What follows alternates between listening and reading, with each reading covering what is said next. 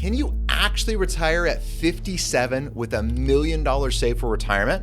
Well, today we're going to do a breakdown of a real case study to maybe help answer that question. My name is Micah Shalansky, and one of the things that I know is after being a financial advisor for over 25 years, I have seen a lot. I've seen people getting ready to retire, thinking they can never retire, when sure enough, we could streamline a few things and they were more financially sound than they imagined. I've seen the opposite of that, people so confident they can retire when they come into our office, and I got to be the bearer of bad news that they don't have their ducks in a row. They got to work several more years in order to make sure that they have a sustainable retirement into the future. The funny part is these two different scenarios have a little bit more in common than you might think. And in this video, we're going to break those things down. We're going to explore income streams, cost of living, what's possible, what's potential, what are trade-offs, what are things that you think you need to be reviewing in your retirement, or what I would look like as a financial advisor reviewing your retirement. Now, if you're thinking, is this early retirement even possible for me? Then we are here to help. Our retirement review process is designed to help federal employees just like you walk through the questions that they have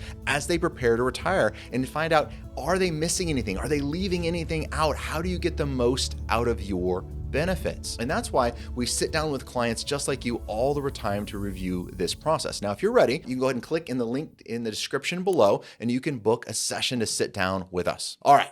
Let's jump into a case study. This is kind of where I love jamming. Hopefully I'm not going to nerd out too much for you, but we're going to go through a fair amount of things. One of the things is we're going to talk about Jeff and Sue. Jeff and Sue came into our office after watching a ton of our content. They watched a lot of videos, they listened to the podcast, they read the articles, they were very educated on their benefit, but they wanted to make sure that they were taken care of. So they got themselves booked for an appointment. They came in, and Jeff was about 56 years young, and he wanted to retire as soon as he could. About 57 is when that was kind of lining up for him. He wanted to make sure everything was put together, but he didn't know if it was possible. So he had saved a little over $1 million, about 1.1 million in his current savings between him and his wife, and he was very transparent with us, which was just fantastic. He didn't feel confident with money in particular. He had no idea how to manage his TSP or other investments for the best outcomes. And granted, his TSP's grown. He's done a really good job with that, but looking at it from the difference of a growth strategy to an income strategy is something he didn't feel comfortable turning that on and how he was going to be able to retire. So at the time Jeff was working for the NPS, the Park Service, they're making about $125,000 a year. He was doing the usual. He was putting money into the TSP. Now, when we looked in it, he was only putting about 15% in the TSP. So he wasn't maxing it out, but he had a good contribution to his TSP. Of course, he was getting his employer match of the 5%. His years of service, one of the things we always see these mistakes in, we're going to talk about this at the end of the video as well, is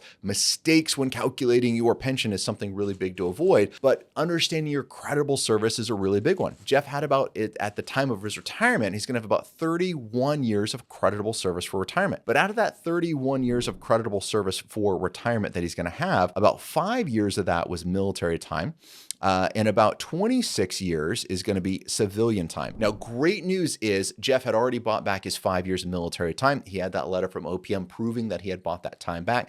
And when we looked at a certified summary of federal service form, that military time was included as well. So he had a bunch of gold stars to make sure he was going to get that time credited for his pension. He was also going to get Social Security. His Social Security statement at Jeff's Social Security FRA, his full retirement age was about $3,000 a month. Now, regardless of why a client is going to come in, we're always going to go through these same 5 steps because this is really encompass a lot of your financial plan. It's estate planning, risk management, retirement income, investments, and taxes. All 5 of those areas, when done properly, give you a really good ability to put your arms around your entire financial picture and plan for the future. Now, we don't have time in this video to get into all 5 of these steps, but we're going to talk about a couple of them. The first one we're going to be talking about is cash flow, because cash flow is the heartbeat of retirement. Cash flow is so important because when my clients retire, if they have good cash flow, they get to go do the things that they want to do. If they don't have good cash flow, then they can't do those things. Retirement is a little bit more challenging. So while you're young, while you're able, while you have your health,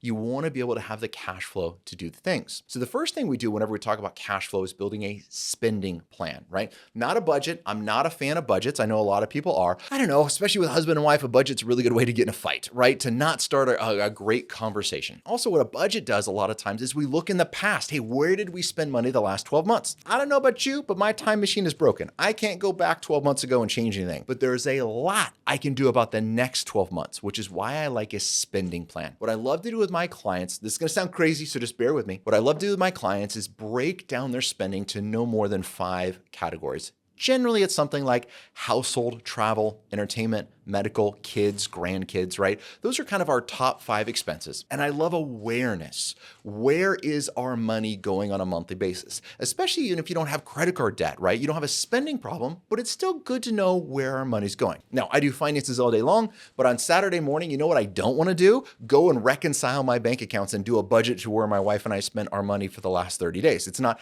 a lot of fun for me, and I know it's not a lot of fun for my clients. So we found a little hack to do this. Now, if you are a spender, this is not a good plan. Don't do it this way. If you are a saver, as in you don't have credit card debt, they get paid off every single month. You can build money in savings. This works out pretty well. For my savers, what I like to do, it's what I do personally, actually. We actually have several different credit cards. I have 5 different credit cards. One for household, travel, entertainment, medical, and kids. Now, whenever my wife and I go to the store, we go to Fred Meyer's, we go to Costco, we get the grocery, now I can use the household credit card. Now, at the end of the month, if I've paid for things with the right credit card, my reconciliation is done. I get a look at that and I have a general idea of how much I spend in household, how much I spend in travel, how much I spend in entertainment. Then my wife and I kind of have ranges on each of these. And that's what I'd recommend for you guys as well as we recommend it for Jeff and Sue. Have a range in each of these categories. If you're between X and Y, man, 2 thumbs up, move on with life. If you're over for some reason, then okay, let's bring some awareness to this just so we can get back on track this next month. Now, a lot of times clients will push back and say, Micah, I don't need to do this, right? Because I have one credit card. It does all of the categorization for me. It puts everything out there. Why do I need 5 different credit cards? That's a great question.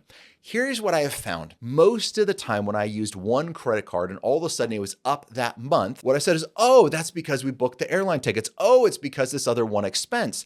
And I was justifying my card being higher on one, let's say $800 expense, but my credit card was $2,000 higher than it was supposed to be. Is that because the $800 expense? Not all of it, right? But now all of a sudden I can point the finger at something else. In the cash flow awareness I want you guys to have is just be aware where your money goes. The more we're aware of this, the better decisions that you are going to make about your finances. So that's one thing I would highly recommend is always do cash flow awareness. And so we did that with Jeff and Sue. And what we found out is that they were spending about $7,000 a month. And that's $7,000 a month in spendable money after taxes, after health insurance, after TSP. That's just how much a month they were spending. And I said, great. Ideally, what we'd love to do is keep that $7,000 a month going into retirement. So it's okay. Now we know what that number is. Now let's kind of break it down a little bit and look a little bit at Jeff's pension. Where are we going to get this $7,000 a month from? And this kind of talks about our fixed income. Well, Jeff is a federal employee, so he has 31 years of federal service that's going to count towards his retirement. And you're going to take that 31 years and you're going to times it by 1%, and then you're going to times it by his high 3. For simplicity, we're going to call his high 3 about $126,000 a year. Well, 31 times 1%, 31% times $126,000 is roughly $38,750. Divide by 12 and round down. Why? Because that's how your pension is calculated. And you're going to get $3,229 a month is his gross pension. Now, do you get the gross pension? No, that's the gross amount, right? We don't care about the gross. We care about the net. What's actually deposited in your bank account is the money that you're really getting at the end of the day. So the first deduction that's going to come out of the pension, especially in Jeff and Sue's case, is survivor benefits. He's going to have 10%, so roughly $322 a month going out for survivor benefits. And so that's going to bring him to what? $29.69 a month income. After that, now we have to pay Aunt Iris. That's right, your favorite aunt, the IRS. Roughly $600 a month in taxes. And then we're going to have your best benefit, your FEHB. Let's just say for them, it's going to cost about $750 a month for his FEHB plan. Awesome. We take those deductions away, and his gross pension of $32.29 a month went down to a net pension of $1,619 a month. Wow, that is a reduction. So the reason this is so important is so many people come in and says, Micah, my pension is going to be $3,000 a month. Reality is it's half of that is what you're actually going to get at the end of the day. Now, great news is you're still getting a good pension. I'm not knocking it. Just understand where this income comes from. So he's got about $1,600 a month. Now, is that all that he gets? Not at all, because Jeff is retiring under a full retirement under the age of 62. What does that mean? Jeff gets the FERS supplement, right? That Social Security bridge that's going to come in. Well, how does the supplement work? So let's say at 62, really that's going to get kind of reduced down to somewhere around $2,100 a month is what his reduction is going to be, for example. The way the supplement is going to work is they're going to take how many years of service did Jeff have as a civilian federal employee, and then they're going to divide that by 40. So he had 26 years divided by 40 is going to equal 65%. He gets 65% of his age 62 benefit. And so at 65% times that $2,100 is going to be roughly $1,365 a month. So Jeff gets an extra $1,365 a month in the FERS supplement category. So the good news is between 57 and 62, his pension is going to be around $2,984 a month in his pension income. Well, he's got this income coming in, but that's still short of that $7,000 a month. How do we fill in that gap? And so what we love to do is create what we call a retirement income timeline. Now, a lot of times when I build these retirement income timelines, we have computers, we have charts, we can do all these things out, but I love doing this by hand first because it really helps us know the numbers. Same reason I run the pension calculations by hand. I've seen computers make mistakes. I want to be able to double check these numbers. So the way we look at our retirement income timeline is we say, okay, Jeff's goal and Sue's to have $7,000 a month in take-home pay. Out of that $7,000 a month in take-home pay, we need to figure out how much is going to come from his pension and how much is going to come from investments. So we're going to build out a timeline.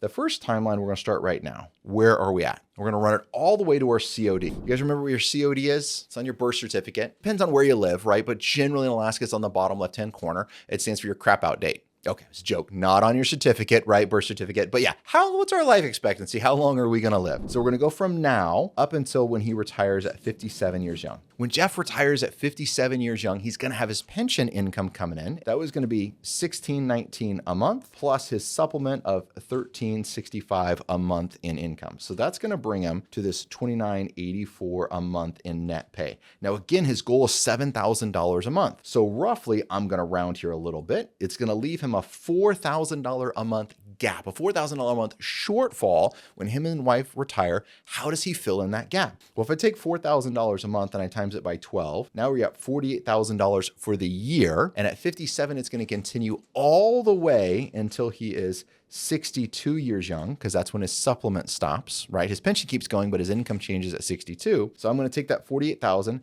times it by this 5 years that we have right here. And now all of a sudden we have this $200 and roughly $40,000, give or take, of a gap that we have that we need to fill. And this is after tax. He needs a pot of money to get him through the first 5 years of retirement of $250,000 after taxes.